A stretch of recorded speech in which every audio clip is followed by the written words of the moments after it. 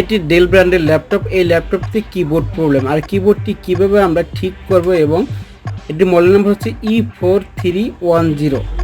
এই মডেলটিতে কিবোর্ডের প্রবলেম, আর কিবোর্ডটি একটু অন্যরকম। কিবোর্ডটি কীভাবে রিমুভ করব এবং রিমুভ করে এটি ঠিক করবো সেটি আজকে দেখবো। তাহলে বন্ধুদের সাথে দেখুন, ফিরে আসছি ইন্টুর পরে।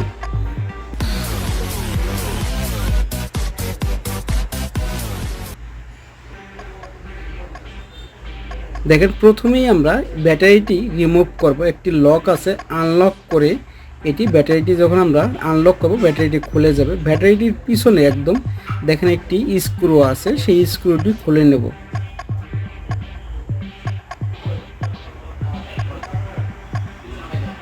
এবং দেখেন পাশেও দুটি স্ক্রু আছে, এই স্ক্রু দুটি রিমুভ করব।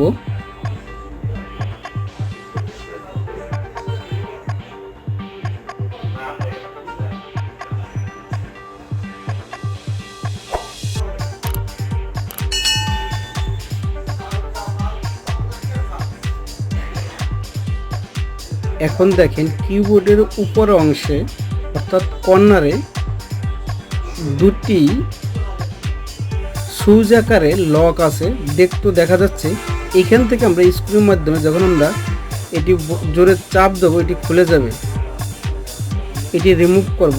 এটি পাওয়ার বাটন সহ, এবং পাশেও সেম একটি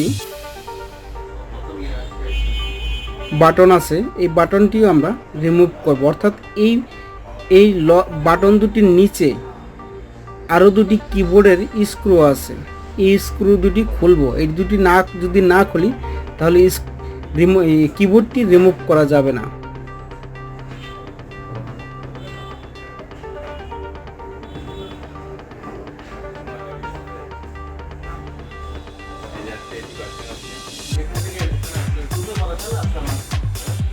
এবার আমরা কিবোর্ডটির সামনের দিকে যদি একটু প্রেসার করি তাহলে দেখবেন যে কিবোর্ডটি খুলে যাবে। এখানে একটু দেখেন, এই যে এখন যেটা খেয়াল করেন, এই কিবোর্ডটি কিন্তু কোনো রিবন নাই, রিবন ছাড়া কিবোর্ড। তাহলে কি হলো, রিবন কোথায়? এটি দেখেন একদমই সামনে একটি রিবনের মতো দেখা যাচ্ছে। আসলে এটি রিবনের কাজ করতেছে, কিবোর্ডের সাথে একেবারে অ্যাডজাস্ট করা। অনেক সময় এখানে ময়লা বা ডাস্ট জমলে আপনার কিবোর্ড কাজ করবে না। এবং মাদারবোর্ডের সাথেও দেখেন যে অপশনটি আছে, এটি আমরা ব্রাশ করে ভালো করে এটি ডাস্টগুলা পরিষ্কার করে নেব। সেই ক্ষেত্রে কিবোর্ডের সাথে যে রিবনের যে পার্টটি আছে সেটি আমরা ইরেজার দিয়ে এই ময়লা বা ডাস্টগুলো ভালো করে পরিষ্কার করে নেব। অনেক সময় ময়লা যদি থাকে সেই ক্ষেত্রে কিবোর্ড কাজ করবে না, কিবোর্ডের বাটনগুলোও কাজ করবে না।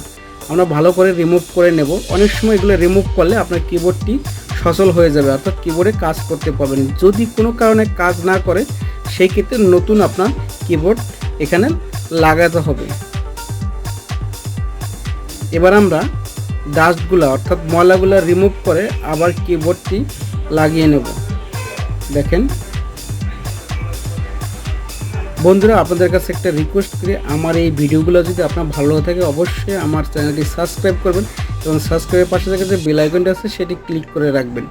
যদি ক্লিক করে রাখেন এরকম নতুন নতুন ভিডিও এবং কম্পিউটার, ল্যাপটপ, ডেস্কটপের যে সমস্যাগুলো হয় সেই সমস্যাগুলোর সমাধান দিয়ে থাকি, সেই ভিডিওগুলো আপনারা পেয়ে যাবেন।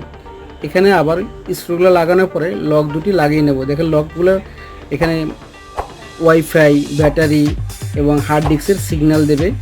আর প্রথমে যেটা দেখাচ্ছে সেটি হচ্ছিল পাওয়ারের। দেখেন দুপাশে দুটি লাগানো হয়েছে, মোটামুটি ইজি।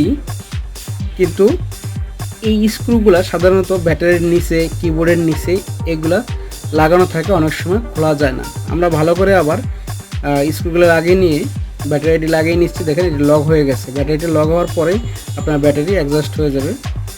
বন্ধুরা, এই ফুল ভিডিও দেখার জন্য আপনাদের সকলকে ধন্যবাদ। সবাই ভালো থাকবেন, এবং আবারও বলি আমার চ্যানেলটি সাবস্ক্রাইব করে রাখবেন যাতে পরবর্তী ভিডিও আপনারা পেয়ে থাকেন।